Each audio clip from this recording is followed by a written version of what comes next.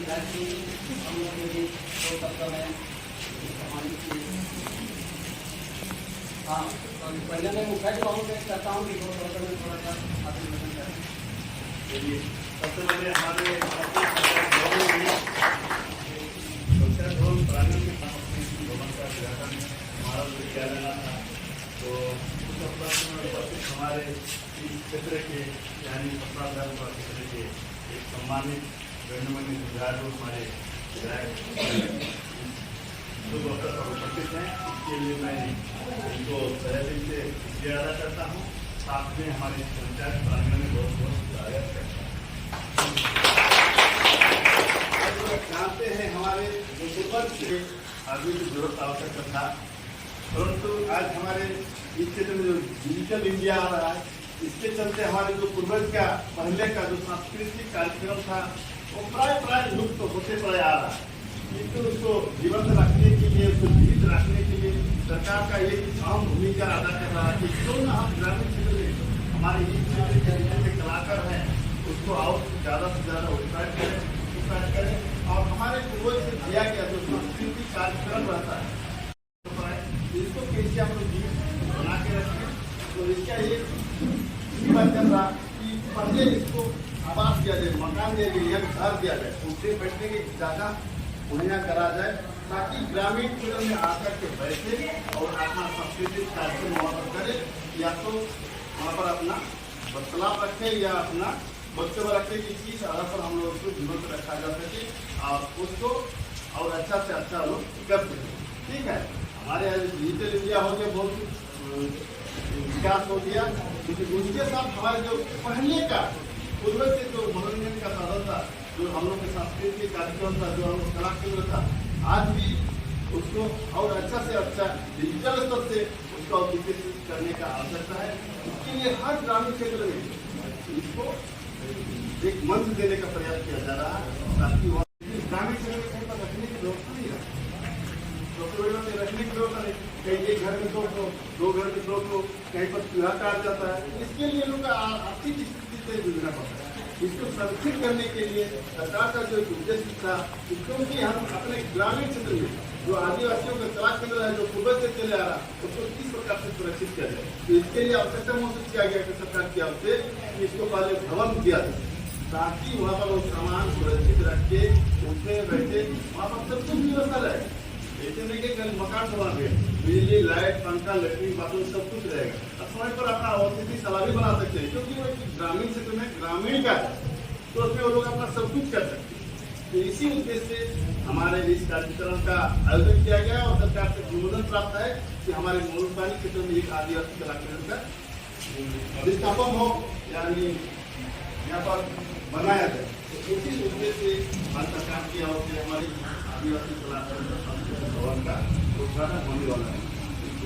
वक्तव्यों को मैं लगभग समाप्त करता हूँ और मैं आग्रह करता हूँ हमारे माननीय विधायक महोदय से कि दो शब्द हमारे ग्रामीण क्षेत्र को बताएं। और इसके लिए तो मैं बहुत शुक्रिया अदा करूँगा कि आप जो हमारे विधायक है आप पानी भी लेकर आज 2 महीना से हम लोग पानी के लिए तरस रहे हैं, तो आग्रह करूँगा इसी समय थोड़ा कभी भी कुछ निर्मित हो तो ऐसे भी घूमते आते रहिए ताकि हम लोग अपना मेलजोल बढ़ाते रहें और आगे का कार्यक्रम और प्रयास करते रहें और आज का कार्यक्रम कुछ भी हो हमारे अनुभवी है। मैं इसके लिए आमंत्रित करता हूँ बड़े भाई महतो जी को कि 2 शब्द में हमें आशीर्वाद दें।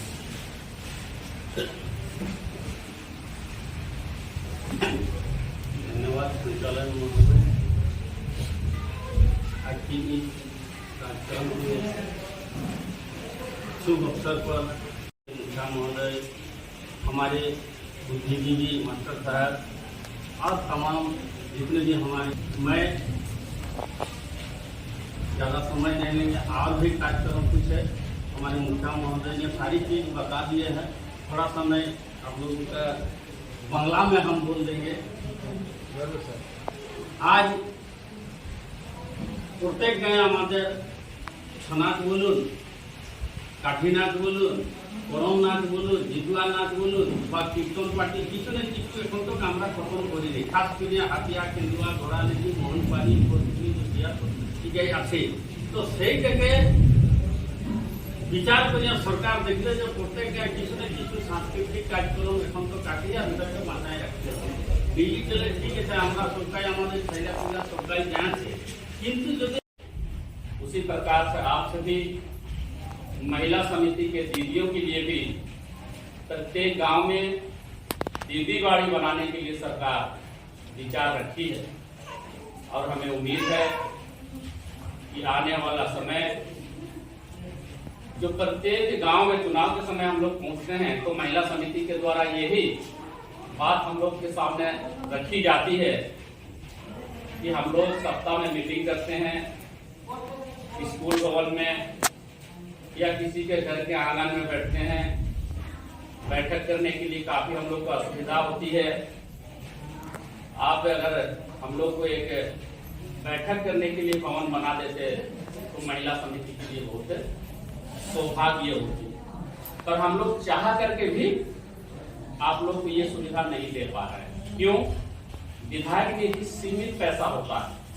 अगर किसी एक गांव में हम लोग महिला समिति के दीदियों के लिए जैसे अभी कला सांस्कृतिक भवन बनेगी उसी प्रकार से अगर महिला समिति दीदियों के लिए हम लोग सामुदायिक भवन बनाते हैं तो ये बात बनने के बाद में कहीं न कहीं आलोचना होगी, चर्चा होगी कि नहीं फलाने गांव में विधायक दीदी के द्वारा महिला समिति को सामुदायिक भवन दिया गया है तो और भी क्षेत्र में ये बात का मांग उठेगी। तो विभिन्न क्षेत्र में जब हम लोग पहुंचते हैं तो विभिन्न क्षेत्र से ये समस्या का समाधान का दिशा में महिला आप सभी बात को रखते हैं, पर उस बात को अपने स्तर से निष्पादन हम लोग नहीं कर पाए हैं, पर इसको सरकार तक हम लोग पहुंचाने का काम किए हैं। और 5 समय आप सबों को भवन का जो असुविधा है उसको पूरा करने के लिए सरकार ने दीदी बाड़ी भवन प्रत्येक गांव में बनाने का लक्ष्य रखी है और हमें उम्मीद है कि 2024 झारखंड विधानसभा का किसी चुनाव होना है। इस चुनाव के पूर्व महिला समितियों को भी दीदी बाड़ी का घर सरकार के द्वारा बना करके आप लोग को सुविधा देगी, ऐसे हमें विश्वास है। सरकार ने जानते हैं और हमको बढ़िया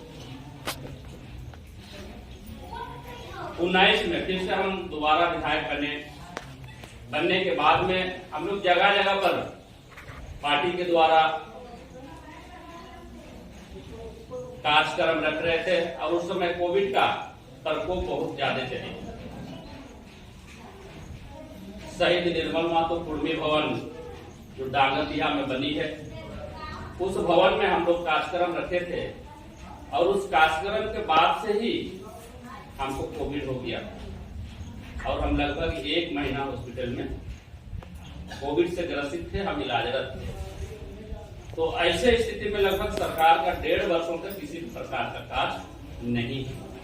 जब कोविड चली तो उस समय हम एक परिवार से दूसरे परिवार के लोग या तो एक परिवार में भी एक भाई से दूसरे भाई हम लोग आपस में मिलने के लिए भी कतराते थे। इस समय वैसे उस समय थी तो सरकार लगभग 1.5 वर्षों तक किसी भी प्रकार का काम नहीं कर सकती। तो सरकार ने निश्चय किया कि वे जनता हमको इतना उम्मीद के साथ वोट दिया है, जनता सरकार बनाने में हमको सहयोग किया है और जनता का काम, जनता का सेवा हमने कोविड के कारण 1.5 वर्षों तक नहीं कर सका। तो सरकार आलोचना का काम किया है। सरकार फिर से अभी निर्णय लिया है कि हम तीसरा चरण का अभी फिर से सरकार आपके द्वारा का कार्यक्रम चलाएंगे और जो भी पहला और दूसरा चरण का कार्यक्रम में जो लोग छूटे हुए हैं ऐसे लोगों को हम फिर से कैंप लगा करके लाभ देने का हम काम करेंगे। इस पर भी सरकार विचार करेगी। इसलिए हम समझते हैं कि आने वाला समय में सरकार ने अभी प्रत्येक गांव में जितने भी हमारे सरकारी दस्तावेज में जो खतियान हम लोग करते हैं, जो हमारा खतियान है गांव का, उस खतियान में अगर गांव में हमारा जायरा स्थल है, गांव में अगर किसी प्रकार का हमारा मसना स्थल है तो ऐसे चीजों को भी सरकार के द्वारा चिन्हित करके उसको घेराबंदी करवाने का काम किया जा रहा है। कला सांस्कृतिक भवन बना देने का काम किया जा रहा है। तो सरकार एक एक बिंदु पर कदम आगे बढ़ा रही है। आप लोग इसी प्रकार से सरकार का सहयोग करें। निश्चित रूप से हम आशान्वित हैं कि आने वाला समय एक एक समस्या जो भी गांव का है वैसे समस्याओं का समाधान की दिशा में सरकार काम कर रही है और स्वयं से हम भी प्रयास कर रहे हैं। हम अपनी वाणी को और लंबा न करते हुए आज के कला सांस्कृतिक भवन का शिलान्यास कार्यक्रम में आप सभी यहाँ माता बहन उपस्थित हुए हैं, क्षेत्र के प्रबुद्ध नागरिकगण सभी उपस्थित हुए हैं, हमारे पंचायत के चुने हुए जनप्रतिनिधि यहाँ उपस्थित हुए हैं। इसलिए मैं विशेष रूप से आप लोग को धन्यवाद करना चाहूंगा। आप लोग अपना पंचायत का विकास के लिए, अपना गांव का विकास के लिए हमें मार्गदर्शन करें। आपके साथ सरकार का काम को मैं आगे बढ़ाते हुए आपके क्षेत्र में विकास का काम को मैं लकीरें बढ़ाने का काम करूंगा। इन्हीं आशा और उम्मीद के साथ अपना वाणी को यही विराम करना चाहूंगा। पुनः स्वरूप मेरी